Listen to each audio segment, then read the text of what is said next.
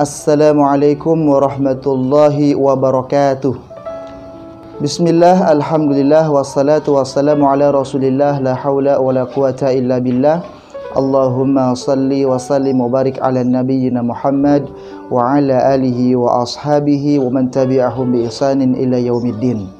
Sahabat-sahabat yang dimuliakan Allah Subhanahu wa taala, baru saja beberapa waktu yang lalu kita mendengar seorang superstar bintang lapangan hijau, Diego Armando Maradona, telah meninggalkan alam dunia ini. Lihatlah, seorang superstar, seorang bintang di lapangan hijau, seberapa hebat pun dia tidak mampu mencegah malaikat Ijrail apabila telah datang untuk menjemputnya.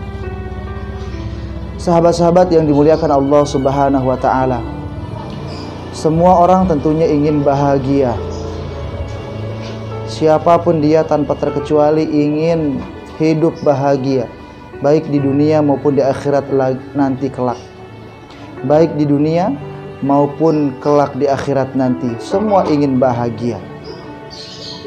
Lantas pertanyaannya, siapa orang yang bahagia itu? Apakah orang yang bahagia orang yang berkuasa, orang yang memiliki kerajaan dan lain sebagainya? Ternyata sahabat-sahabat yang dimuliakan Allah Subhanahu wa taala, apabila orang yang paling bahagia adalah orang yang memiliki kekuasaan, tentu Fir'aun adalah orang yang paling bahagia. Tetapi apa yang terjadi?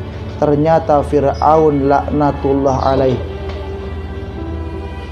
Ternyata Fir'aun dilaknat oleh Allah Subhanahu wa taala. Alih-alih menjadi orang yang paling bahagia, Fir'aun justru dilaknat oleh Allah Subhanahu wa taala. Kita lihat, Fir'aun bahkan sepanjang hidupnya tidak pernah merasakan sakit, tetapi ternyata Fir'aun dilaknat oleh Allah Subhanahu wa taala. Kalau kita beranggapan orang yang berbahagia adalah orang yang memiliki banyak harta, justru Qarun adalah orang yang paling bahagia. Tetapi ternyata Qarun laknatullah alaih, Qarun dilaknat oleh Allah Subhanahu wa taala. Apabila orang yang paling bahagia adalah orang yang memiliki pangkat, tentu Hammam adalah orang yang paling bahagia. Tapi ternyata sebaliknya, dia pun dilaknat oleh Allah Subhanahu wa taala. Lalu siapa orang yang paling bahagia? Orang yang paling bahagia adalah orang yang ketika dia meninggalkan alam dunia yang fana ini, dia mampu mengucapkan kalimat La ilaha illallah. Tidak ada Tuhan yang berhak disembah dengan sebenarnya illallah, kecuali Allah Subhanahu wa ta'ala. Maka sahabat-sahabat yang dimuliakan Allah Subhanahu wa ta'ala, agar kita dimudahkan oleh Allah Subhanahu wa ta'ala untuk mengucapkan kalimat La ilaha illallah, maka saat ini mari kita mulai. Yang sudah mulai, alhamdulillah, silakan dilanjutkan. Mari kita mulai memperbanyak amal saleh. Mari kita hari-hari membicarakan kebesaran Allah Subhanahu wa taala. Hati ini memiliki satu tempat, apa yang sering dibicarakan itu yang masuk. Kalau kita sering zikrullah, berzikir, atau kita sering membicarakan kebesaran Allah Subhanahu wa taala, maka itulah yang akan masuk, yang lain akan keluar. Bicarakan kebesaran Allah Subhanahu wa taala sesering mungkin, ya. Allah Malik, Allah Khalik, Allah Razik, Allah yang menjaga kita, Allah Khalik yang menciptakan kita, Allah Razik, Allah yang berikan kita rezeki. Kalau hari-hari ini kita bicarakan, maka kebesaran Allah akan masuk ke dalam hati kita. Dan ketika kita meninggalkan alam dunia ini, ibarat gelas yang diisi minuman, kita isi air bening, ketika dia pecah pun air bening yang keluar. Kita isi gelas air kopi, ketika gelas itu pecah, yang keluar pun air kopi. Begitupun hati. Kalau hari-hari, setiap hari kita isi dengan zikrullah, kita isi dengan hanya membicarakan kebesaran Allah, ketika kita meninggalkan alam dunia yang fana ini, yang keluar adalah kalimat La ilaha illallah. Sahabat-sahabat yang dimuliakan Allah Subhanahu wa taala, kubur merupakan persinggahan pertama kita ke kampung akhirat. Kubur merupakan pos pertama kita menuju kampung akhirat.